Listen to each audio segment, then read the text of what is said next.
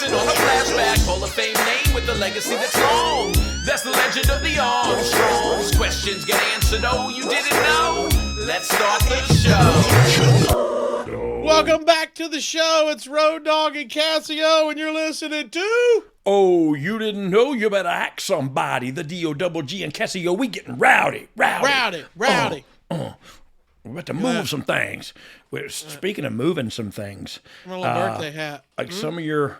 Oh, yeah, you are celebrating. It's our 1 year anniversary right here tonight on Oh You Didn't Know podcast. We have been on the air for 1 year. This is Bald co-host number 2. I'm Road Dogg. My real name is Brian. I like long walks on the beach. I'm a snuggler. I love a good snuggle. Yeah. But yeah, we're a year old here at Oh You Didn't Know. How about that, man? Can you believe it? Does it feel like a year? It does. I crapped in my pants like 5 minutes ago, and so I'm just, I feel exactly like a 1 year old. And like most people do when they start having anniversaries, they've been married for a while, we're going to celebrate by bringing some strangers in with us. We're gonna answer questions. Yeah. Boy, this thing just popped the fire out of my temple, man. What is it? I'm talking about, it's a string on my hat. Oh, yeah. It was stuck on my headphones. Not worth the gig. Not worth now not it's worth to the the side. shtick. I look like the, what was that, the Wayans brothers on Living Color that did 2 stamps? Yeah.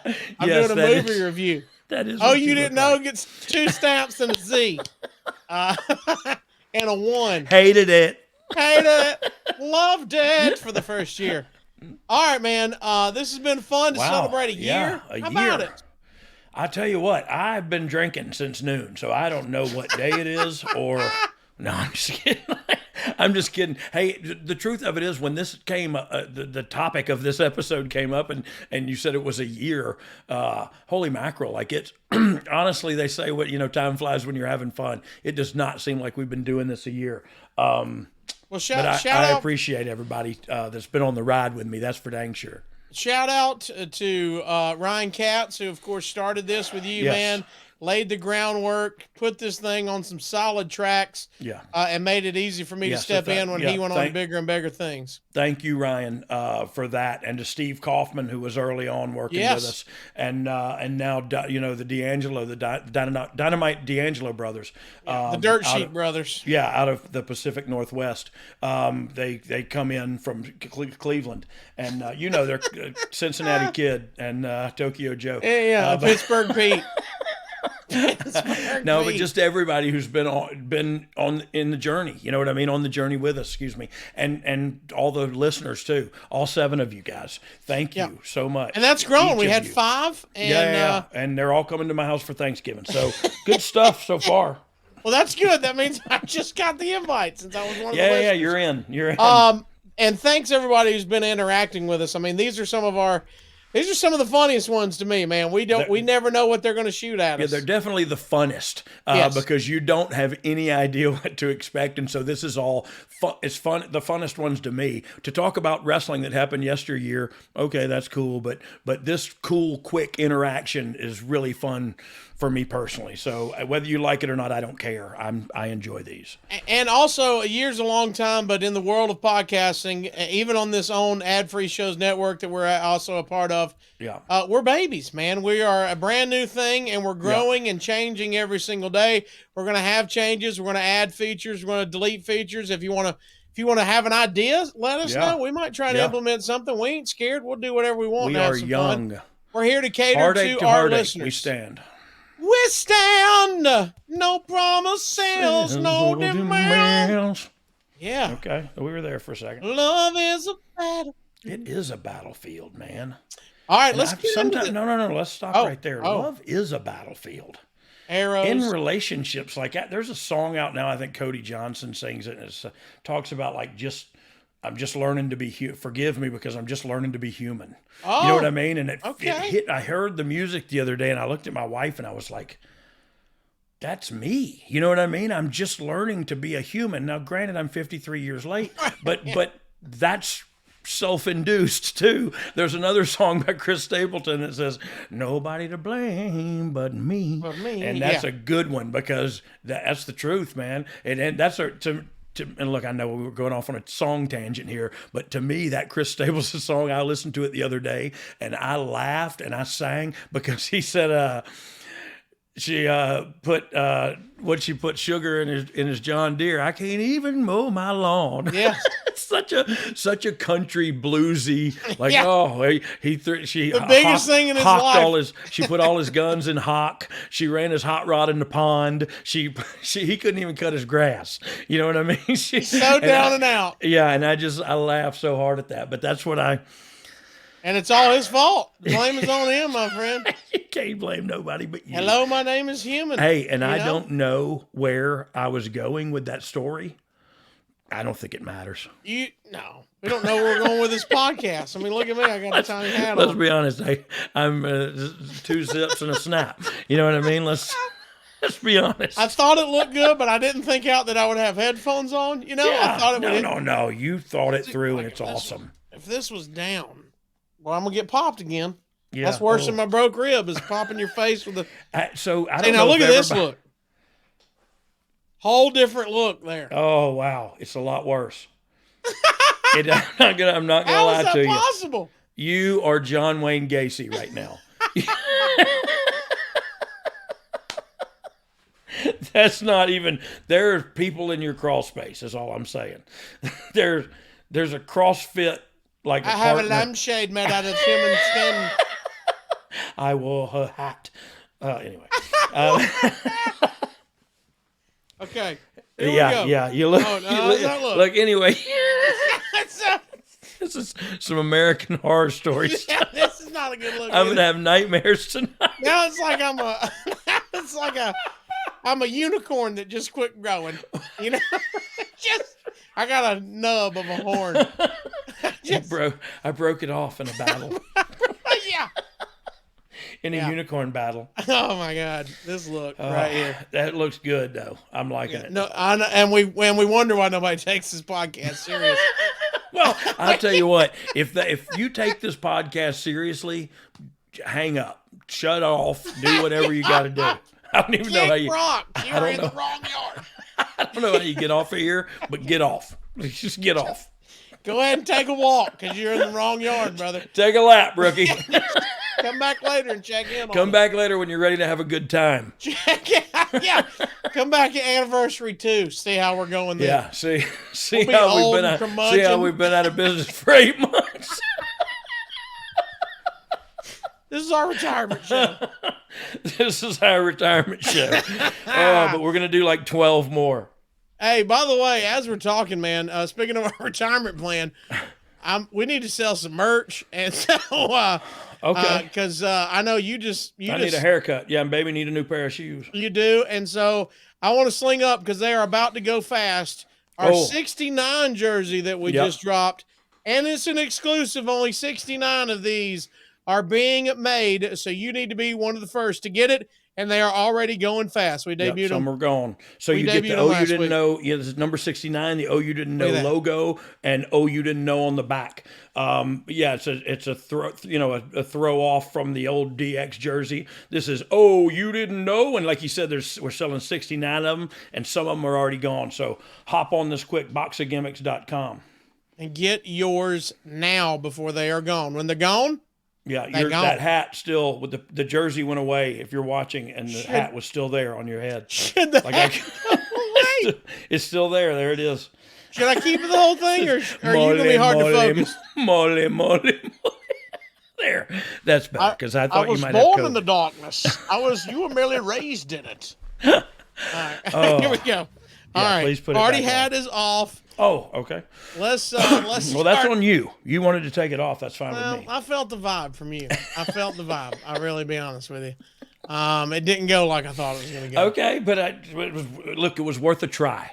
You know what I mean? Swing, my friend. All right.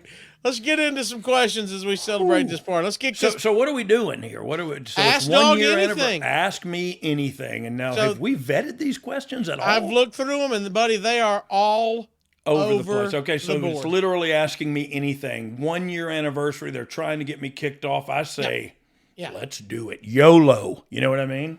Callingwood. I don't know what I mean. YOLO. My kids say that. What does it mean? You only live once? Yes, you only live once. And then what's the other one? FOMO. Fear of missing out. Fear of missing out. Yes. I'm learning all kind of stuff. TBH. To be honest. Yeah. There's another one, DIK. No, I don't think that one's real. Do it yourself. No, that's DIY. Oh, no. It was Did You Know? Did I Know? Oh. I'm not sure. OUDK. Oh, yes. OUDK. Yes.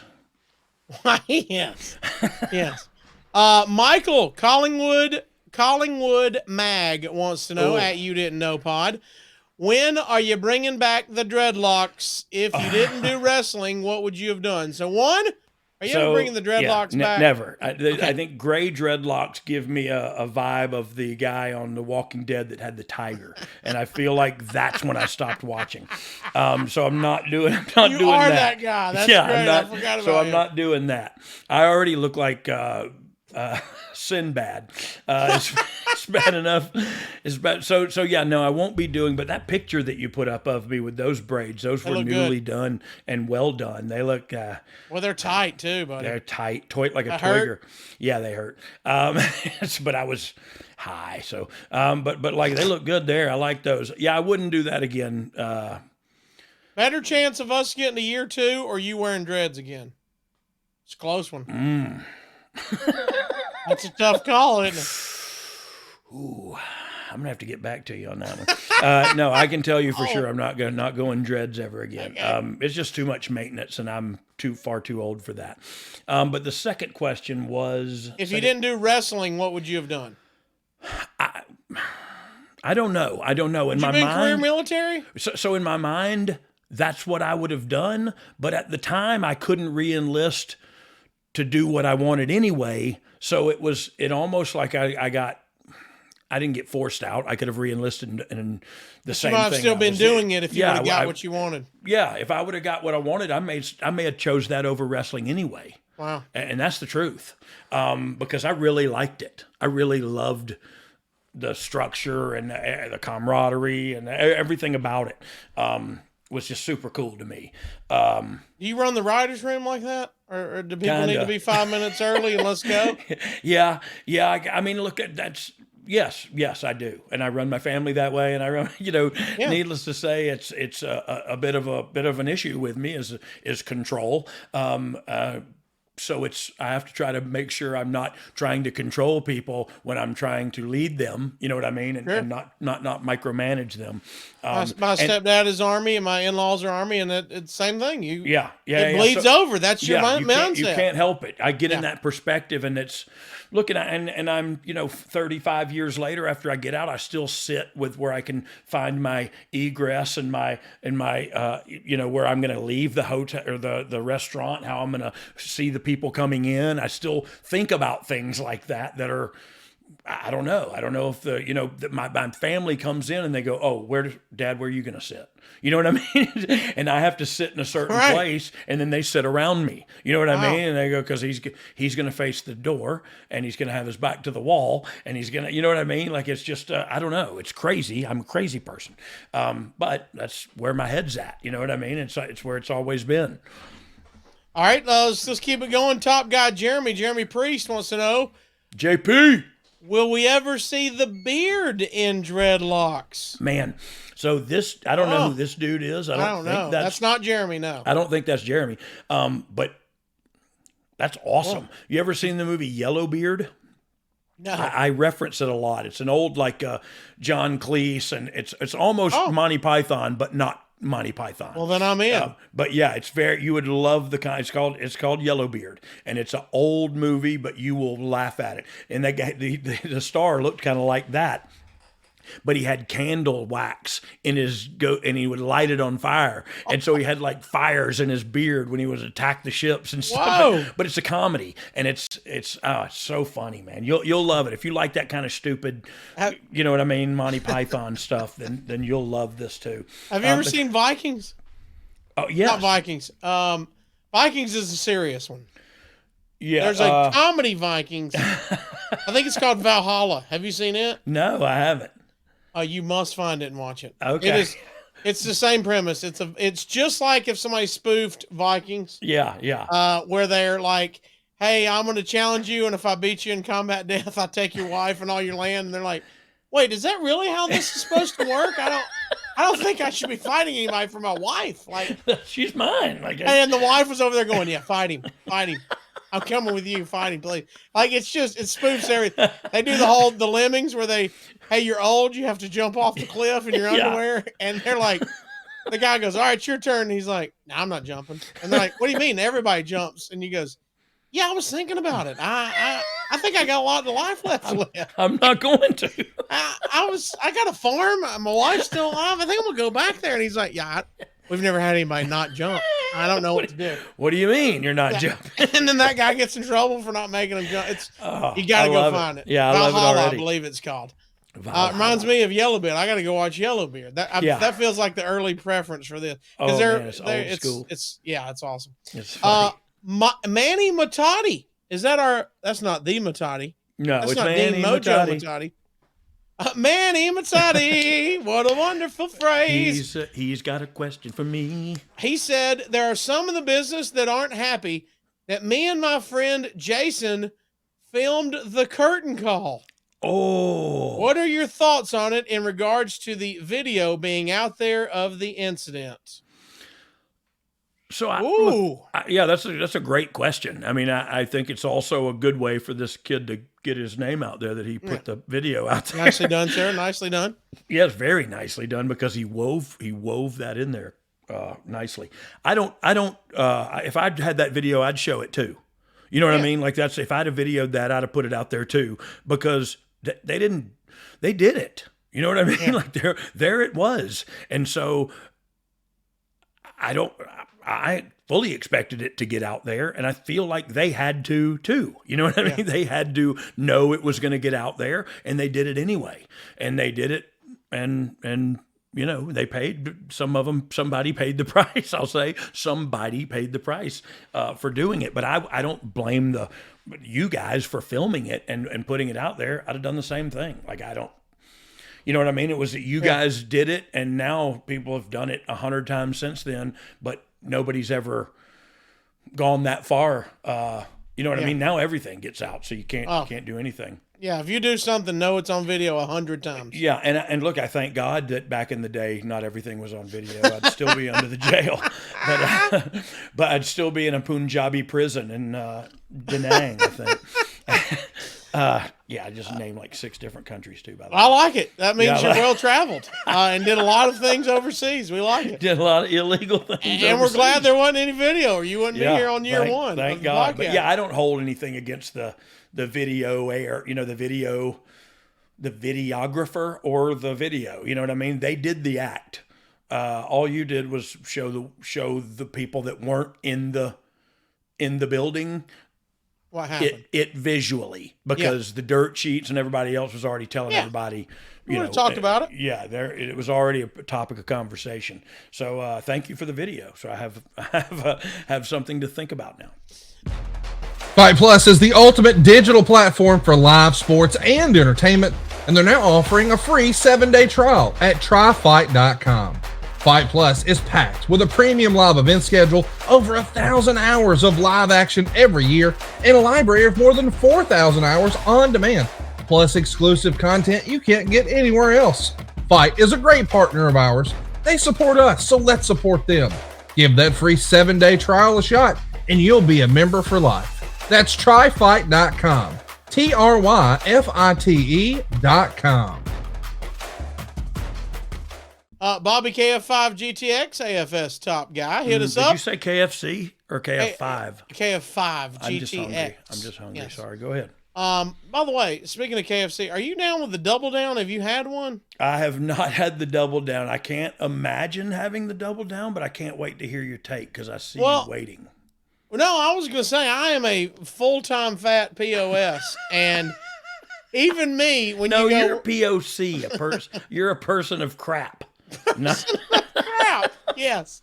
And even when I look at it and go, Well, the bread was too much that we just had to put bacon and cheese between 2 fried chicken patties. Like, I mean, I get it. Look, I'm fat. Okay, I get it. Oh, well, it seems a little much, guys. But let me ask you this: I don't know what's crazier, that sandwich or the cauliflower Chick-fil-A. I'll tell you this: you got a better chance of me trying the double down now than ever touching the cauliflower Chick-fil-A again. Yeah, but I will also order a McRib all day long. So Yeah. I mean, I've eaten things. Are you a McRib fan? I've eaten things that make a billy goat puke. Yeah, and the double down seems much. Now look again, It's I too had much. one. I might eat it to change my life forever, as in I die, or at least lose a leg to diabetes. But it just looks a little intense. It's aggressive. It's too much. It's too much. You know what? I mean, look, if just they would can't put handle mayonnaise too on it, then I would eat. Yeah, I can't handle buns, guys. Now, if you'll give me an extra fried chicken breast, I'll throw down this bacon and cheese. Come on. Now you got me. Yeah, now you can't Now I'm be it. hooked. Grilled chicken? No, we want it breaded. It's a bun. Grilled chicken. It's Grilled? Yeah. You get the hell out of here. It's acting as a bun. It needs bread on it. Come So on. is this basically this podcast is just you and I, like just joking with each other. And if other people want to watch, welcome to them, right? Welcome to year 1, my friend, in the books. That's it. Okay. We need to go to another question. And when we do, Sure. come back and you have that hat on. Okay. If No, we're dude, just all right. trying to pop each other, All right, when Dogg answers this question, go to a go solo full. shot. Yeah. Come back, and I'm going to have this on. Bobby, KF5. We never even got to his We question. never even got to his question. He didn't ask us about double downs, but we talking to him about it. Yeah. Here he goes. Dogg, did you notice the effect of losing the ratings war in 1997 on WWE? Did we notice the effect? So I guess I'm not really sure what the question, what he's posing. Like, did we lose in 97? Was that the 83 weeks or whatever when we, so yeah, we did. You know what I mean? Yeah, you feel that. You're second. You don't want to be second. You want to be first. You know what I mean? If you ain't first, you're last. But yeah, so yeah, we felt the effects. But one thing I would like to add, and I don't know that anybody on here can answer it, did he spell effects correctly in his sentence? Because there's two kinds. EFFECT. And would that be correct, or would it be AFFECT in this form? And I don't know the answer, by the way. Boy, you hit us with like a legit school question. Yeah, and I, because I asked it of myself when I read it, I thought, is that the right use of effect? Because I can't never get them right. Empathy and sympathy is something I just learned too, because I made my daughter look it up and read it to me. Effect is the change which is a result of consequence or action of another cause. Okay. So he used it right. He used it correct, right? Affect is both a noun and a verb to act on a change. No. So he used it correctly. He used it correctly. Awesome. Yeah. Awesome. And you So questioned him. Yeah. Well, I didn't mean never to. forget that. I was questioning myself, really. Okay. I wasn't saying he was wrong. I don't know the right answer. So that helped me. You reading the definitions at least helped me How about that? a little bit. Yeah. Look, we're not too old to learn. I'm just too stupid. All right. Let's go back to WCW wants to know. And get a solo shot because I got to get. I didn't think this through. I'm now talking through a hat. Some people say I'm already mush mouth and can't understand me anyway. He's drinking out of it. I decided to talk through a party hat, like I'm a Darkwing Duck with the purple. Let's go back to WCW wants to know at Brian R.D. James. All right. At the Casio Kid. At You Didn't Know Pod. How does the WWE Hall of Fame selection process work? And who is in your current wish list? Thanks in advance. I know we just had a class. We talked about it on our YTX a couple weeks ago, Dog, about how big it was for Tim White to finally get in. Yeah. And some of the other people that were in there. But talk us through what you can tell us. How does the Hall of Fame process work? Well, I'll tell you that's changed over the years, drastically. And so to be quite honest, I don't know what the process is or who's in that process. But as far as I can't speak on how the process works What I can speak to though is the second part of the question is some of my who was on my wish list, and look, there's a lot of them on my wish list. Midnight Express. I would love for the Midnight Express to be in there. I hope they aren't already. If they are, I feel really stupid, but I also got my wish, so I don't feel stupid. But also, more importantly, like China. I think China could. I think if you want to do a Warrior Award and a individual, something like that, because she was let's not kid ourselves. She was a trailblazer, especially in before there was a Ronda Rousey, there was a ninth wonder of the world, and whether it was a legit tough girl or whatever, that was real. She was on the cover of Playboy, and she was, you know what I mean? She was worldwide, and so I just think.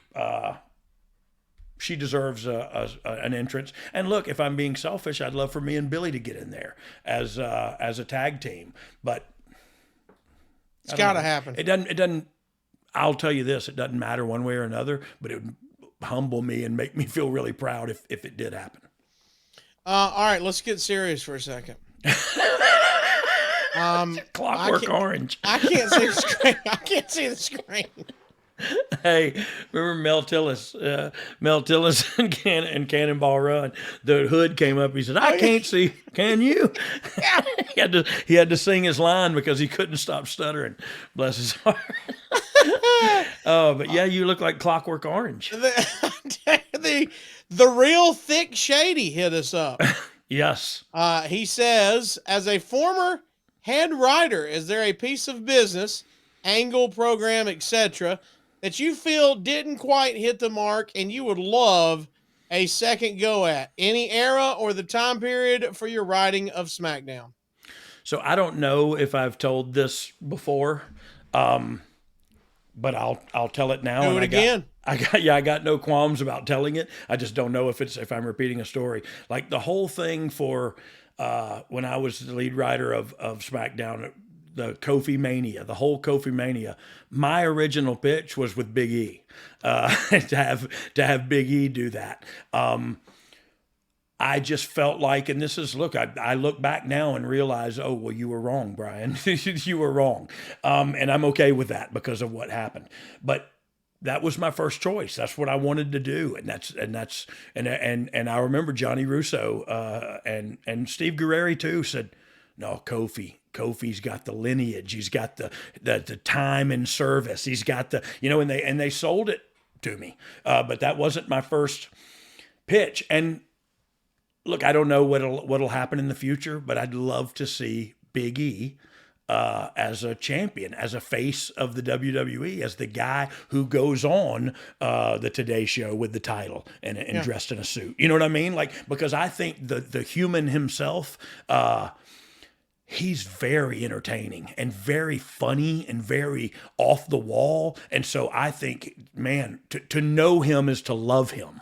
And so I just feel like you put the title on him and you put him out there and you're going to get to know him. And that's when you're going to really fall in love with him. You know what I mean? And it's not that Kofi doesn't have that, because Kofi has that in droves. Kofi has that and then some. It's just for me, man, Big E. And he also, what reaches inside of me and grabs a hold of me is when he used to cut those promos kind of like a Southern Baptist preacher. But he would get into it and be serious. But it was that cadence. And it pulled me in, and I loved it, man. And I wanted the world to see it, and maybe they will one day. Man, I was just about to say, we kind of forget with everything that's going on in WWE right now how hot it is, and people are talking about it's better than it's been in a long time, and kind of forget he's still on the bench. Oh yeah, and buddy, that's a heavy hitter about to come back at some point. Yeah, hopefully he can. I don't know what the story is with him. I'm assuming he does because I'm hoping he does. Yeah, that's all. That's me too. Yeah. Me too. I want to see him. I don't want to see it end like that. You know what I mean? Not for nobody, especially not him. But anyway, so that was one that when I thought about this question, if I had to take another stab at it, knowing how heartfelt and organic Kofi was in that spot, I think if I had to take another shot at it, I'd leave Kofi there and not use Big E. However, I'd love to use Big E in that way again. Yeah. You know what I mean? In the future. And just I just think he can carry it. And I think he's the right kind of guy to do it too, because he's a really good human being. They can both be true. Kofi can have his deal. Oh yeah, 100%. And hit it, and Big E can run with it as well. Yeah, he gets one too. It's not one or the other. Yeah. Right. At Life of a Mustache, Suds McStash, hit us up.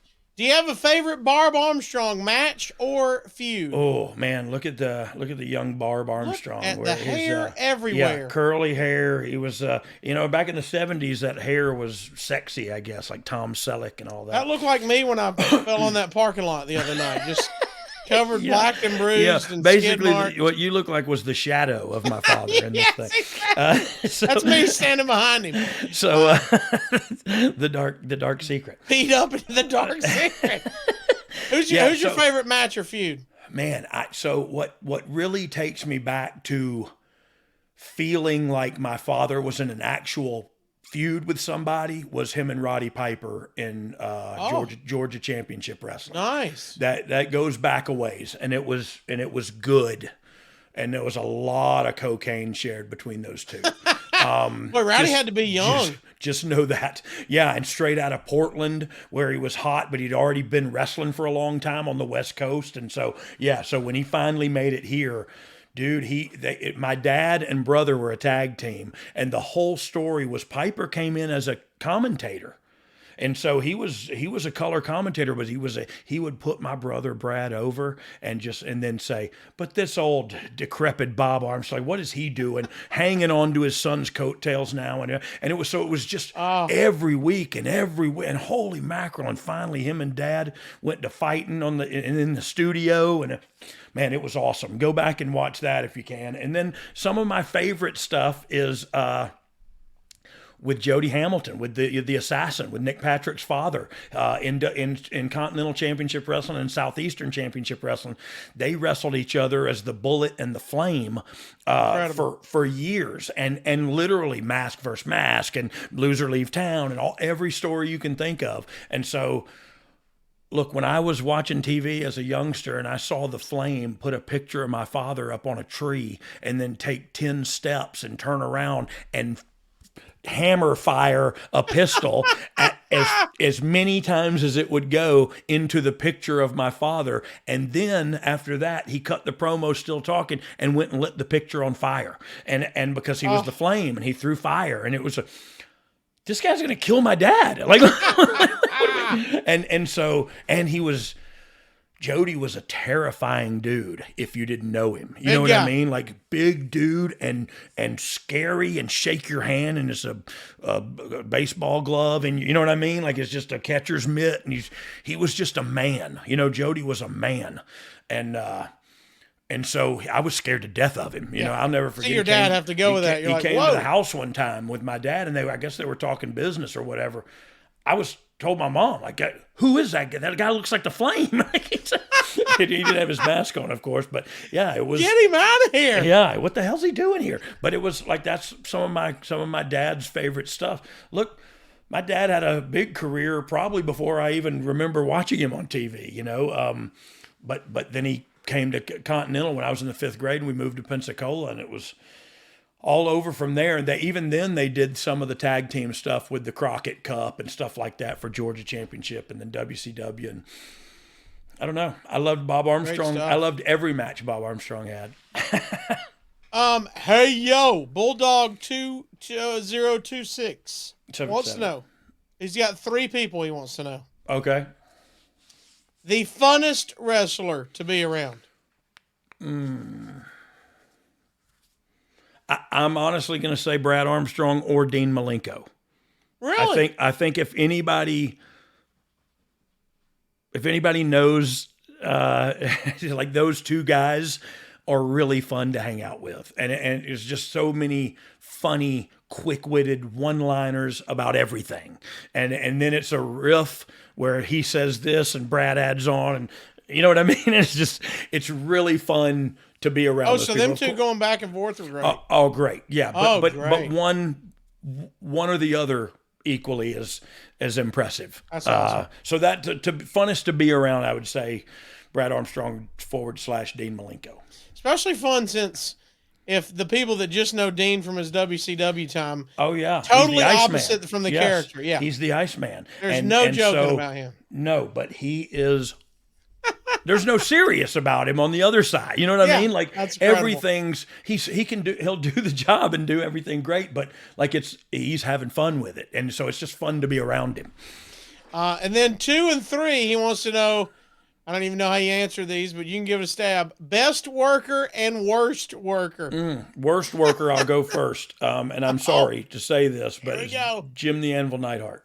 No! I apologize to all, but I only had one match that was so bad I remember it in my whole career, and it was with him. And it was I don't know. I was young, and he was established and been there a really long time. So I don't think he gave a crap one way or another about me. Okay. And I honestly, I don't blame him for that a bit. You know what I mean? Like that's totally acceptable.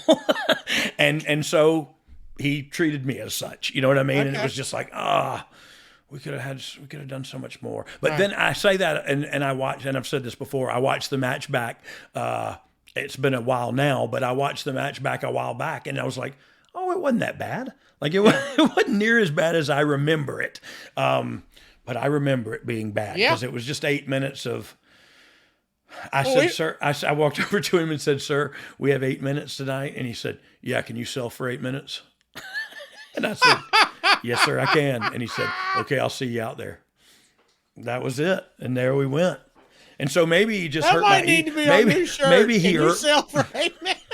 Maybe he just hurt my ego. You know what I mean? Right. Maybe that's why I remember it. Like maybe his work wasn't bad at all. He just hurt my feelings. Come to think of it, the more we talk about it, he totally just hurt my feelings. He didn't do anything wrong. Yeah, you're getting on again. He didn't do anything wrong at all. I beat up Christian when he came in. You know what I mean?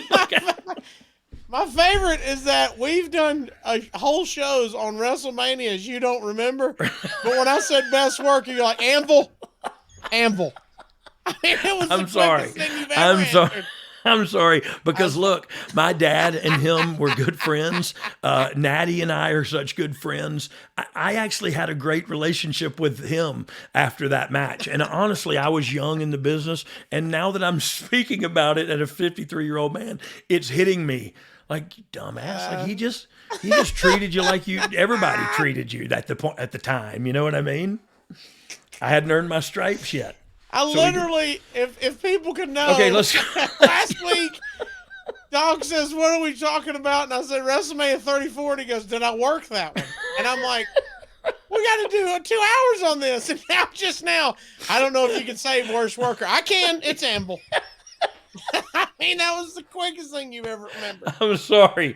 Good. I do want to take it back, but not really. You know what I mean? Because that's too late now. That feeling is real.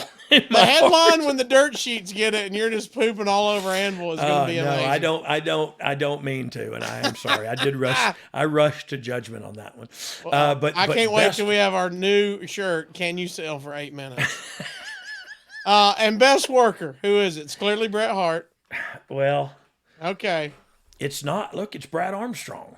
There you go. It's Brad Armstrong, and I look when Ric Flair says you're in the top 5, and he puts Brad Armstrong in the top 5 of people he's ever wrestled in his life. Pretty Holy good company. Crap. Like that's saying something. Jim Cornette reached out and said something about Brad and Muda or something, and it was showing them. And look, Brad could adapt and work. They loved him in Japan because he worked hard. And he didn't work hard. It looked like he worked hard. You know what I mean? Everything he did looked legit, and he sold legit, and everything was right on. It was right on. And if you ask, I don't know, man. You ask anybody. And a lot of them will say Brad Armstrong's in the top 3. And for me, he's the best I've ever seen. Because I ain't never seen nobody better than him. Come on now. I mean, I just haven't. I haven't. The dude's legally blind too. He can't take his glasses off. He can't see a lick. And so that's how good he is. Like that's some Ray Charles stuff. You know what I mean? Like not crazy. being able to see, but being able to play the piano like that. Not being able to see, but be able to have a wrestling match in Japan where there is a language barrier and you can't see. You know what I mean? But so he was so organic and real in the ring that he could work with anybody and anybody. Anybody that listens to WHW with Tony Schiavone, he still puts over his float over Russian leg sweep. The Russian leg sweep float over. Yeah, it's beautiful. And I had a guy on Twitter, and I'll tell you who, a guy I think had a question from here, Michael Collings TV Callingwood, or magazine or Callingwood Mag. He puts a lot of great videos up on Twitter and stuff that really take me back. But it was that one of him and Muda or Brad and Muda. But he puts a lot of good videos up on there anyway. Man, he was so smooth. There's nobody like him and nobody. I don't know. I'm biased. He's my brother. Well, truth is truth. Don't matter who it is. And if you disagree with me, I'll fight you. You got 2 words for him, too. Yeah. Brad Armstrong. J the K wants to know, at You Didn't Know Pod, if you can make a modern day 3 Live crew, who would be in the group and why? Wow. How about that? Well, I would definitely have Santos Escobar in the group. Oh. Okay. And I would probably have. We talked about him earlier. Had the match with Mustafa that we talked about. Cedric Alexander. Yeah. Cedric Alexander, Santos Escobar. Hell, you could probably still bring Ron back. And Heath Slater. Oh, Heath Slater. Heath Slater's the TPG. He's the trailer park gangster. I was trying to think of a guy for me. And that would be me. The trailer park gangster. He can't work as good as the other guys. He's just hanging on. Gene Jackson, who is in the business himself. I know Gene. He's from down here in Alabama. Is that right? He said, love the podcast. I think Dogg and Casio have amazing chemistry. However, I've made a drinking game. Uh-oh. Every time Road Dogg says, know what I mean, I take a drink. Oh, and I usually black out before the show ends. First of all, that's why I had to read his question so early. I wanted to give him time to know we did it. We read it, sir. Yeah. We read it. Now you can pass out. He's been dead. He's been dead for 25 minutes. By the way, he sent that in 2 weeks ago. We're not sure if he's still with us. Gene R.I.P. Gene Jackson. Gene Jackson, look, you know what I mean? I'll give you some time to drink up, Gene. If you know what I mean. If you know what I mean. Gene need Gene. Do you know what I mean? I'm drinking Jack and Jim Beam. I'm saying Gene. Do you know what I mean? I'm going to throw up my spleen. Okay, cool. Oh, I don't know if you've seen on TikTok, there's a Sprite challenge. We're supposed to try to read. I feel like you just tried it. Yeah, I forgot midway through it was Sprite. Boy, the bubbles. Yeah, they'll get you. Dog. Let's tell everybody about this, man. Wait, what's the Sprite challenge? You have to drink a 20-ounce Sprite without burping. Oh, that's an impossibility. Yes, as people learned the hard way on TikTok. Everybody talks a lot of mad game until they start chugging that Sprite. Yeah, chugging a Sprite. And then it's just... that's exactly why I drink the Sprite. I got to get the rest of this gas out. I'm trying to see how fast I can burp. Dog, you know this because this has been to your house, my friend. Hello Fresh, buddy. Hello Fresh. Hello Fresh. You get farm fresh, pre-portioned ingredients and seasonal recipes delivered right to your doorstep. Get trips to the grocery store and count on Hello Fresh to make home cooking fun and affordable. That's why it's America's #1 meal kit. Dog, you talk about it in wrestling all the time. There can only be one #1. Hey, right? And this is it.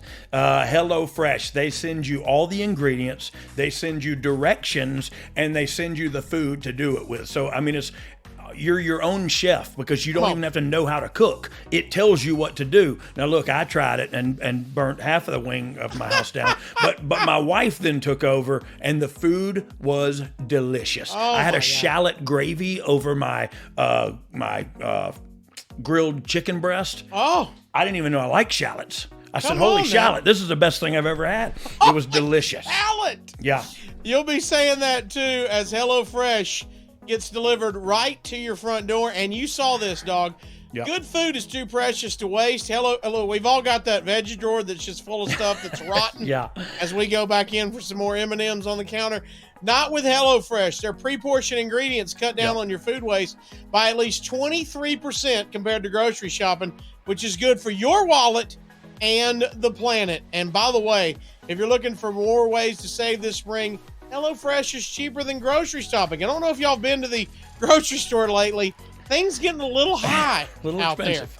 There. 25% cheaper than takeout is HelloFresh. And, How about there's no shrinkflation here. They send you exactly enough to eat that meal, and so like you mentioned earlier, there's no leftovers. Yep. You get exactly proportionate correctly for your family or how many people you're feeding, and the food is delicious. And like I said, you don't have to be Emeril Lagasse to whip this batch up. And maybe I dated myself. I don't know if any of you know who Emeril Lagasse is. Man, I had we had the pineapple chicken tacos. Ooh. My word. I didn't see that now. Yeah, that changed the angle of my dangle, my friend. I bet it did. Good and night. We are excited to have HelloFresh in our kitchen. We are excited to have HelloFresh as a sponsor of Oh You Didn't Know. Thank you, HelloFresh. Right now, go to HelloFresh.com/DOGG50. That's DOGG50. Use that code as well when you get there. Dog50. You know what that's going to get you? 50% off plus your first box ships free. How about this? You can use Dog65 and see if that gives you 65% off. You know what I say? Just keep going dog whatever number and see what you get. See what you get. At minimal, you're going to get /Dog50 off. Go to either one of those. Try Dog65, and if they've discontinued that one, maybe they've taken it back down to 50. We won't know till you try it. But either way, you'll know when you try it. Yeah, your first box ships free. How about that? America's #1 meal kit, HelloFresh. There can be only one, and HelloFresh is it. Oh, you didn't know? I was aware because they sent a box of delicious food to my house, to my domicile. Boy, it was exciting. That day it came to the front door. It was like Christmas. We got HelloFresh food has been delivered to the front door. Oh, I'm fat and I'm excited. All right, Dog, let's get back to the questions. Okay. Coyote or Wiley? Oh, Wiley or Coyote. Yeah, I love it. In there? He said, did it take a different approach to handle the 6-sided rings in TNA? Not really. I mean, it just took a second to get used to it in there because, look, the guy's going to back you into the ropes. You just run into those ropes opposite of that. You know what I mean? Like it's and if they backs you into the buckle, you're going to run into the buckle opposite of that. So it just takes some getting used to, really. It's actually the same, and there's a little more room in there. You know what I mean? It was very big ring. This seems to be the topic of the day today. Not today, jackass. That's his name. Oh. He says, ask a dog. I didn't know, so I'm going to ask somebody, being you, how often would you change your braids while on the road? So that's a new look. Look at those. So this was during WWA. That's my real hair.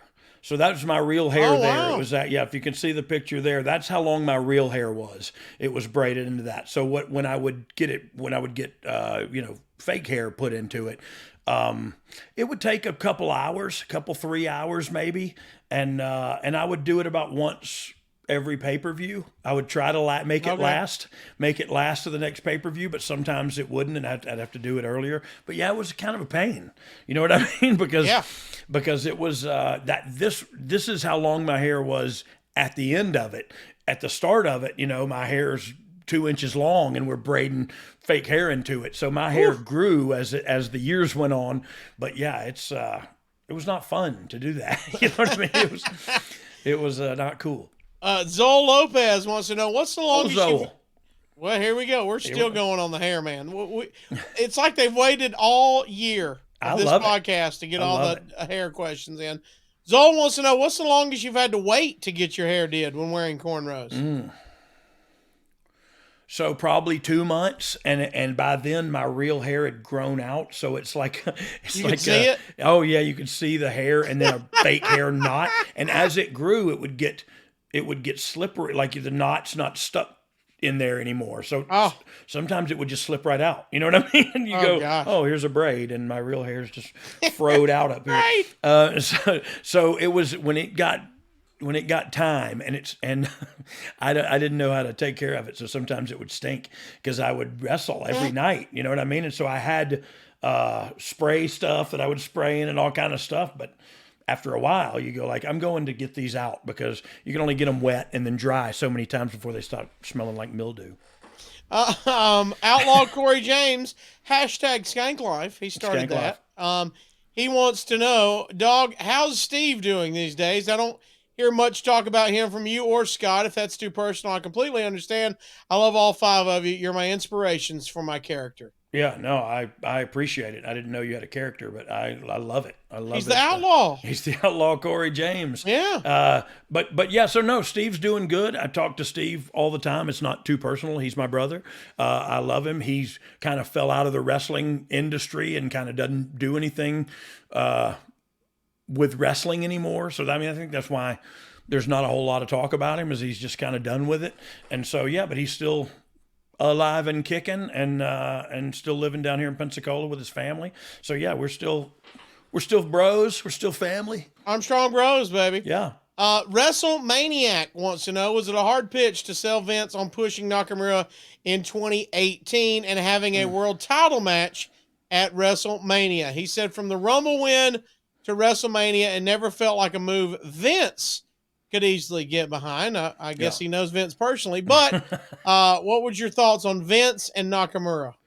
Well, look, I think he gave Nakamura opportunity after opportunity. So I don't know.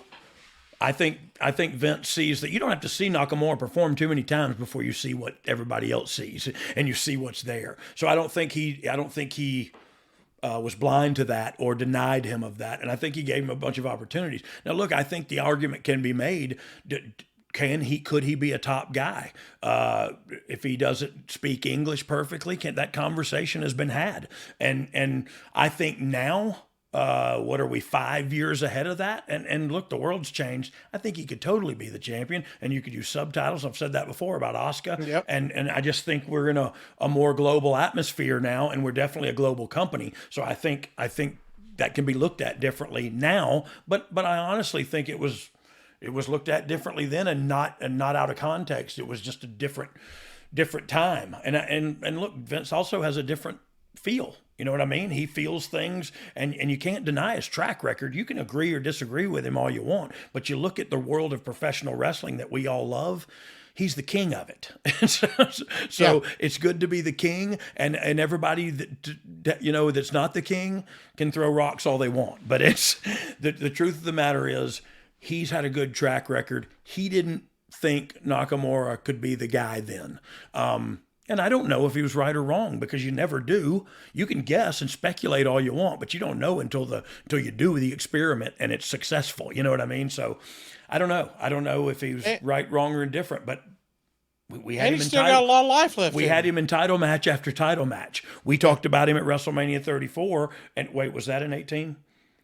Yeah. Was that the one we just talked about? Yeah. I mean, he came in and went to WrestleMania for a title. So I don't think anybody was holding anybody back or anything like that. That's for sure. Emma, E-Copping 08 wants to know, if you could go back in time to wrestle anyone from the early territory days, who would it be? Oh, man. Maybe somebody you haven't wrestled with, because you've wrestled with a bunch of guys. The Spoiler. The Spoiler, but he also wrestled as the Superstar. No. The Masked Superstar is a different guy than the Spoiler, I think. Who's the Spoiler? So I think he's a different guy. I'm talking about Bill Eadie. Eadie? Yeah, who was one half of Demolition. Yes. He was the Masked Superstar.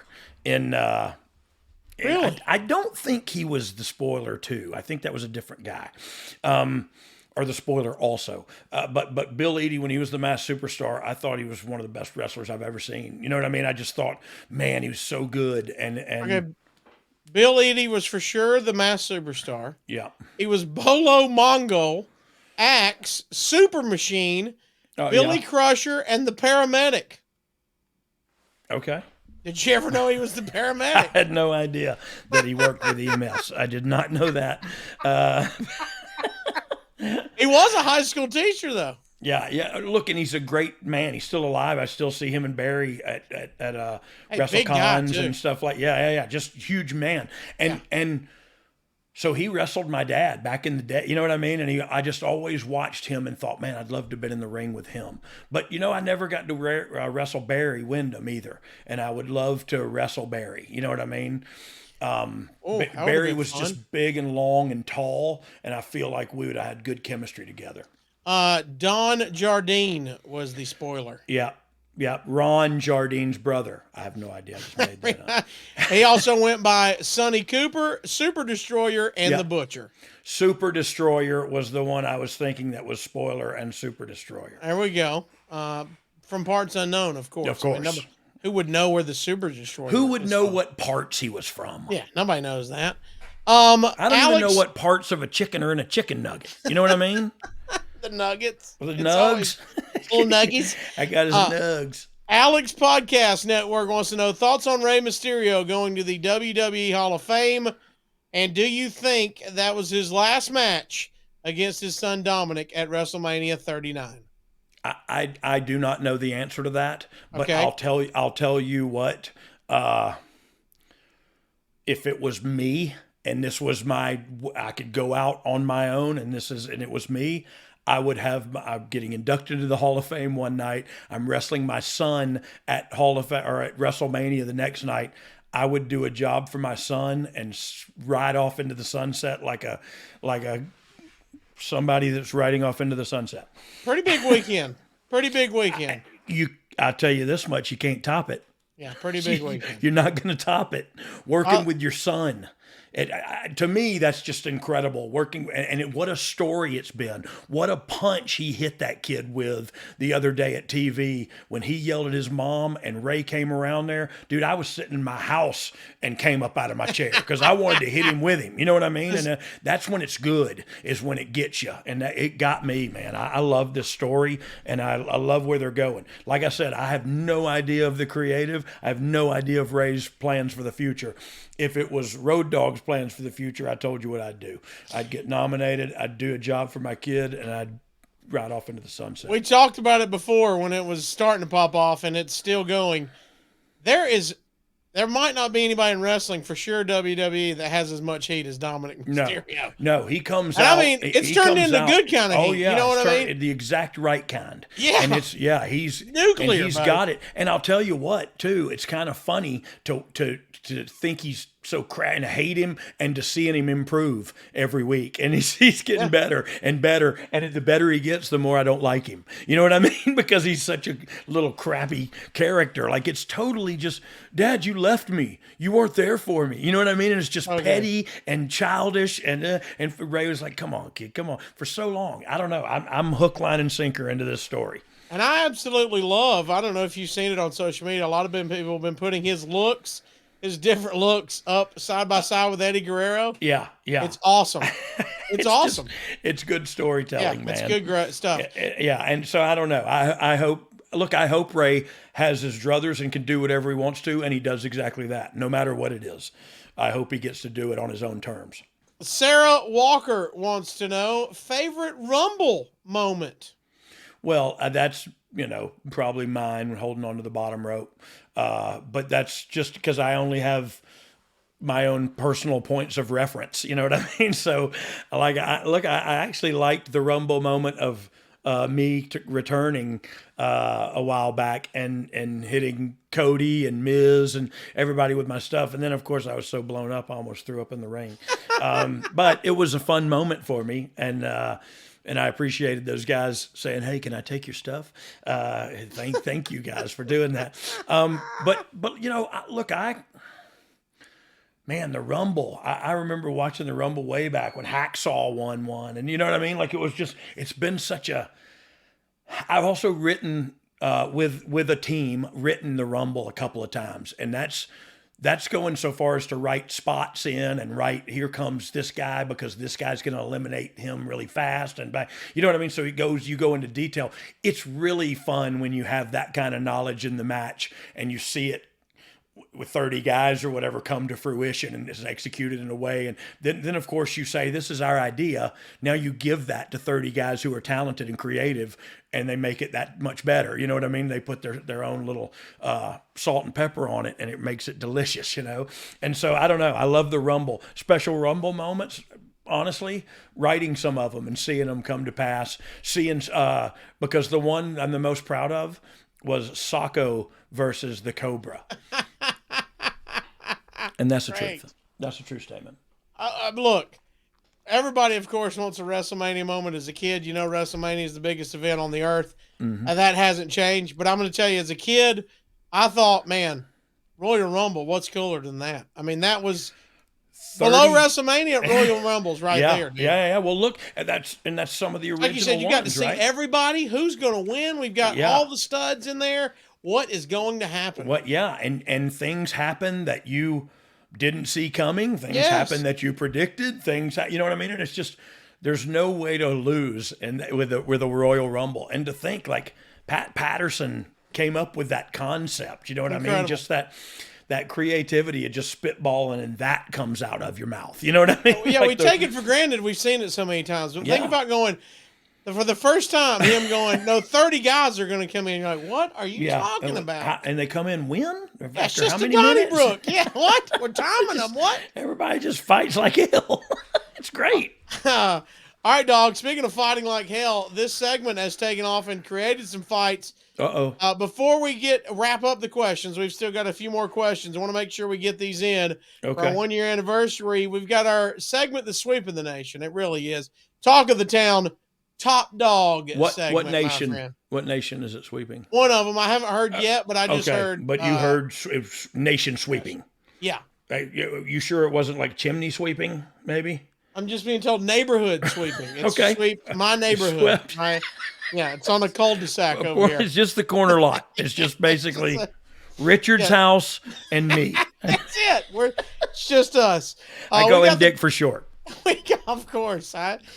Hey guys, need to call a quick timeout here. Wanted to tell your listeners what I've been telling my listeners over at OU Didn't Know for a while now about all the cool things happening over at adsfreeshows.com.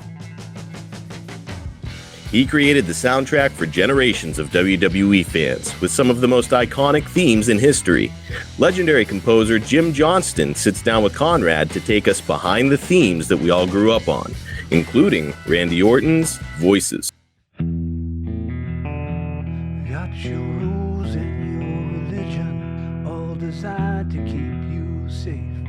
But when rules start getting broken, you start questioning.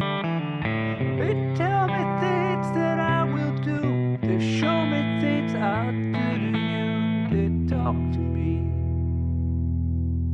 You know, I wanted it to be a little bit creepy. Right.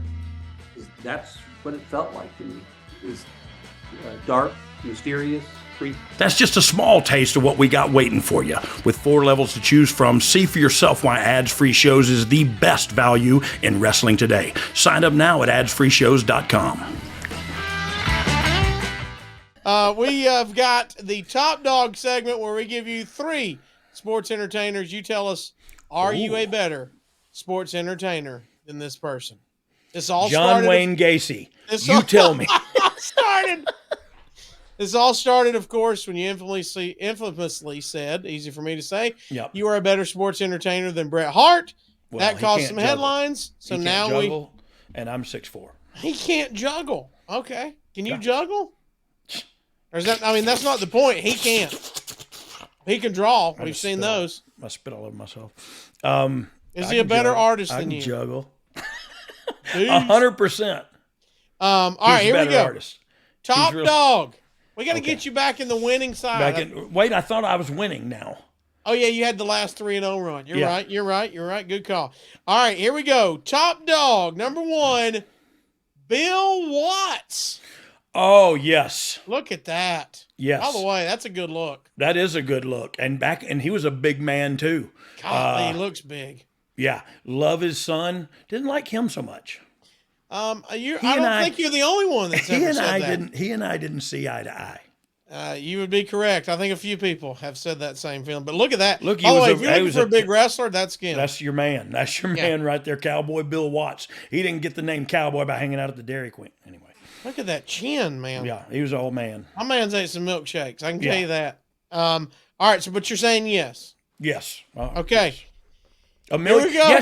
Yes. A million times yes. Road Dogg, are you a better sports entertainer than Mabel? Ooh, I don't know. Huh? So is this Mabel? Is this Viscera or is this Mabel? This is just Mabel. I'm going to say yes. We yes. break it down to just this era. I'm going to say yes then. Yes. By the way, how wild is Mabel? Come on, look at that. Oh, and he could work. And he could work. I worked with him in Memphis a bunch. Really? Yes, he was good, man. He was good for a big dude, man.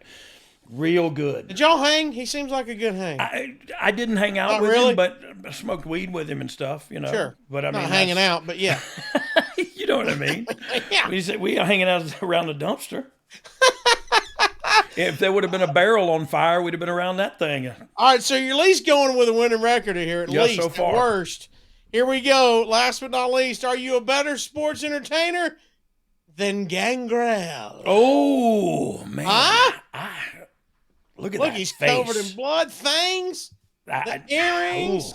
I'm going to say no Oh! out of fear. And I'm okay with knowing that there's nothing to fear but fear itself, and fear is make-believe. I make it in my own head with my own construct, but I'm still going to say, out of fear, he is better than me at sports and the entertaining. Okay. And you know why I say that kind of? Because he's still in like great shape and still works really hard and still has fangs and still like he's very committed. And I feel like I tapped out a long time ago. You know what I mean? Like I'm not committed. I'm committed more to doing the podcast. Not committed. I know. Hey, I saw him a few years back at a GCW show. Hey, huge pop when he comes Same out. as it ever was. Same as it ever was. Everybody loved him. Yeah. And getting out there and doing it. Dude, he comes out and drinks and spits the blood. And how cool was the brood? What we wanted. Yeah. How cool was the brood? I mean, I don't know. That's when I look at that and I go like, okay, I think of myself as pretty cool, but I wasn't brood cool. You know what I mean? Like that's a different level. Off puffy shirt and blood. No. Puffy shirt, but just puffy in my belly. And that's just because it's too tight. Like it's. All right. Our next question comes from Johnny Iguana. Oh, I think it was tag team. I wish I was in Tijuana in a tag team with Johnny Iguana. I feel a hot wind on my shoulder. It's coming in from south of the border. Sorry, it was an old song. Did you ever hear that song? Yeah, so you knew it.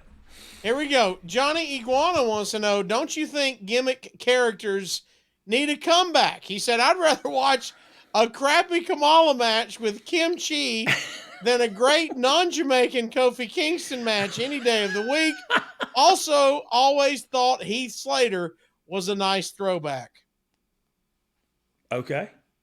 There's a lot to unpack there. A lot to unpack there. I do think it's debatable because some of those characters were a success and some of them were not. Right. And so, like, are we talking about T.L. Hopper or are we talking about the Goon or are we, what I mean? Are we talking about, the Duke the Dumpster or the real Double J, Jesse James? The gobbledygooker. How about him?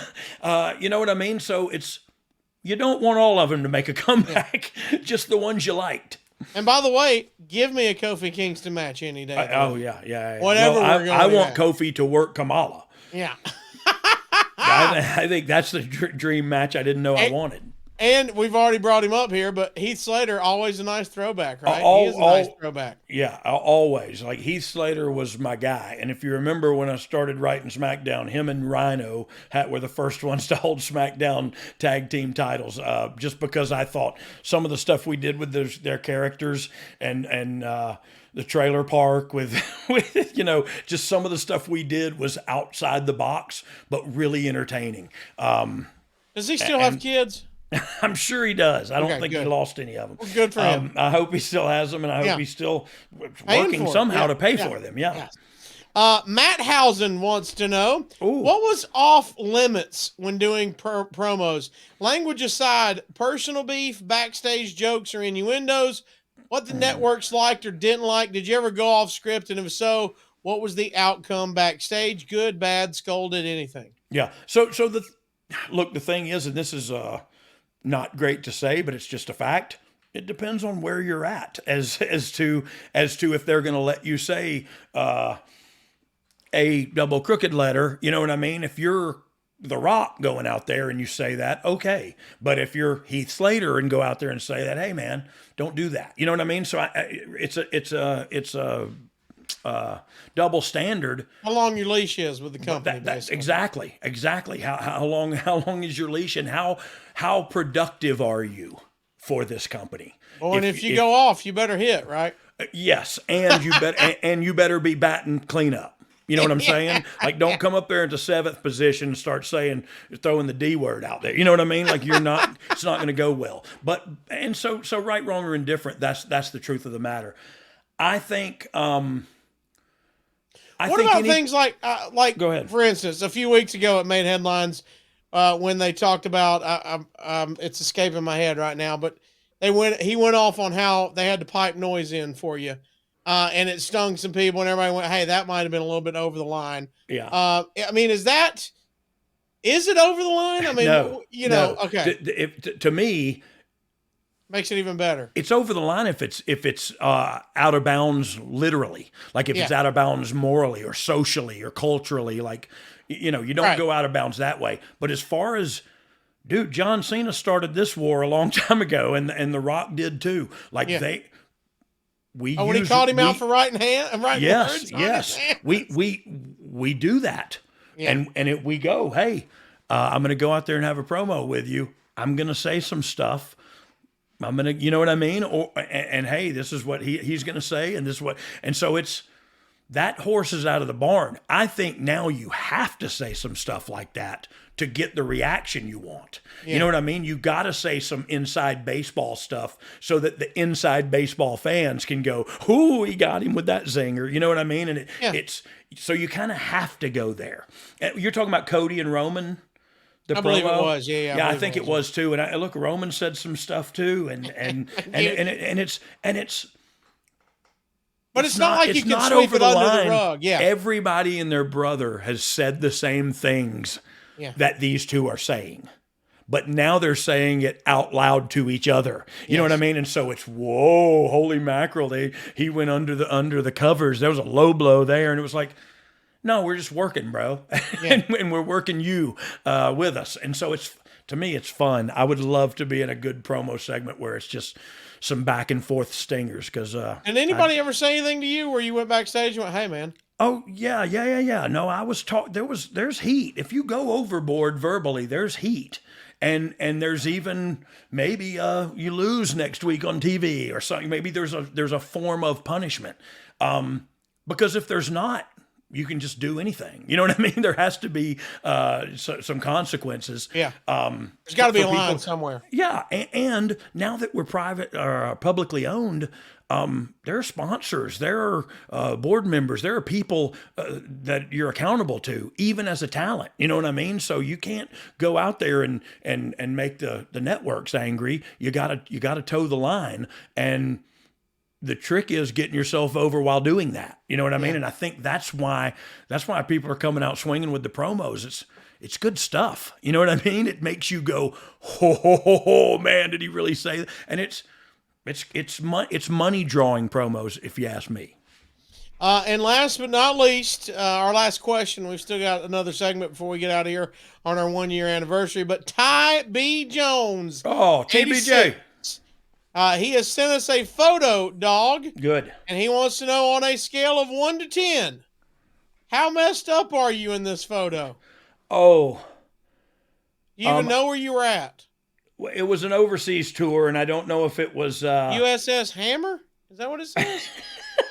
What does it say behind you? It says Hammer or? Oh, I don't know. I don't know. I was probably on the USS Hammered, but this was like I made that face for them to take the picture and everything. That picture's been around literally for 25 years. Oh my gosh, it's everywhere, and I love it. I love it because it's just me having fun. And yeah, I was on the back of the bus on a tour overseas. It was UK, or I think it was the UK, because South Africa, I don't think I had my hair braided yet. But we went to the UK and had some fun. I didn't go to jail or anything, so. I mean, and you told us at the beginning you could have been in a Punjabi prison yeah. You could have been in a South African cell next to Mandela. We don't know. I've been in a shark cage right now. No. Me and you in that hat in a shark cage. Dog, before we get out of here, we like to spread positivity with so much negativity on a lot of the podcasts and then the wrestling world and wrestling social media. We like to do the opposite and be thankful for what we've got going on, Dog. So before we get out of here, on our 1 year anniversary episode, we've got to do the thankful minute. That's where we put 60 seconds on the clock, and you get to tell us, all of your listeners, what you are thankful for right now, Dog. 60 seconds on the clock, and go. First and foremost, I thank God each and every day for my wife. She is everything to me, and without her, I am nothing.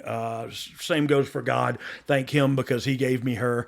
But what I want to thank, what I want to say most of all on this 1 year anniversary is how thankful I am for my team. I don't, we make jokes about it, but I don't make a ton of money doing this, but I love the team I work with. I love Steve Kaufman, who used to work with us. I love the D'Angelo brothers, Dom and Marcus. I love you, Casio. I think our chemistry, I don't know if it's good or not, but I love you and I love hanging out with you. So I'm going to come here and do that as long as I can. But yeah, I'm thankful for this opportunity that I can get on here and have fun with you guys. And if people want to listen, they're welcome to. If they don't, then I got 2 words for you. But you know what I mean? I'm thankful for the family that I have and the outer family that I've gathered here. Sorry. And it is a great crew. We are a family, brother. And it is, look, like you said, not to beat it in a bush, but we ain't doing this for the money. But we keep showing up every single week because we're having fun, man. I'm having a blast. And we talk about wrestling, we talk about a lot of stuff, but most of all, we just have fun. And that somebody said it earlier, and like, hey, if I was supposed to take you seriously or something, and I just thought, man, you tuned into the wrong podcast, because look, I'm serious about my wrestling when it's time to be. You know what I mean? But like, I can't be serious. I can't debate you on something we did 5 years ago. We did it. It's in the past. It's whether you like the choice or not. You know what I mean? So I love talking about wrestling, but more than that, I love having fun. And so 1 year in, I'm having fun, and I thank my team for having fun with me. Thank you to, like you said, Steve Kaufman, who helped produce when we first started. Yep. Thank you to Ryan Katz, who was in this seat when you first started. Yep. Thank you to Marcus D'Angelo, who is our super producer now, man. We appreciate all the hard work you do every single week for us. We appreciate Derek Sabato for getting in notes with us, man. Acting like me and you can actually know about wrestling. He makes that happen. But when I say like, hey, I don't remember that one, and then I get the notes and I go, oh yeah, I was in it, or what, you know what I mean? They're like, oh, you're thanks, like, why Derek. Are we talking about this event? Well, you headlined it, but all right. My bad. Derek makes us look good. For Dominic D'Angelo, I'm not sure what he does, but he's here. No, but every now and then. Handsome. He pops is a swell looker. He is a swell looker. Yep, I was going to say that too. Swell looker, something like that. And thanks to also all of our ad-free shows family for taking care of us and getting this out early and ad-free and helping us with all the top guys and top gals. And we thank all of you that are listening, watching, however you consume this. We appreciate it, because if you were not here, there would be no 1 year. Here, real quick. I'm Truth is, there's no one here. But I was going to say, like, you thought I said swell looker. I said he was a jelly hooker. Like there's a totally different, totally different Good, thing. because that's what I was thinking, but I didn't want to say it. You didn't want to say it out loud? I got you. And I do want to say from all of us, Dog, thank you. Because, buddy, if you thought nobody listened to this beforehand, the first week you're out, buddy, woo! This is, nobody's going to be here. So, seriously, you are very busy. You work with the largest wrestling company in the world. You've got a family. You got your grandkids. So we do not take it for granted, man. We appreciate you joining us every single week, brother. I thank you guys. The pleasure is mine. Let's get to 2 years. Yeah, spoiler was Dan Jardine. He'll be in Topp Dogg segment next time. We'll throw him in there. Everybody, thank you. 1 year anniversary is in the books. Let's continue having fun. Let's continue having great guests, great topics, and, of course, these great Ask Dog Anything segments where we talk to you guys and gals all night long. See if you guys can serve the second year of your sentence with us. What, 1 year? Is this community service for some of them? 1 year is in the books, and if you didn't like management, anger management. If you're 1 year, if you did not like this first year, Dog, we got 2 words for him. I got 2 words for you. Suck it. Woo! NMLS number 65084, equal housing lender. Woo! Tax season is here, which means you've received or are expecting that tax refund any day now, and you're thinking about what to spend it on. How about a new home? With SaveWithConrad.com, we're helping renters become homeowners every single day, and it's more affordable than you think. You don't need perfect credit. You don't need a huge down payment. In fact, you may not need a down payment at all. At SaveWithConrad.com, we take the stress out of the home buying process. We'll determine your buying power. We'll even help you find a realtor. And unlike the banks, we don't say no. We say not yet, but here's how. So if you're not ready right now, we'll get you on a plan to be ready. Stop throwing your money away, paying someone else's mortgage with your rent, and start the path towards owning your own home today at SaveWithConrad.com.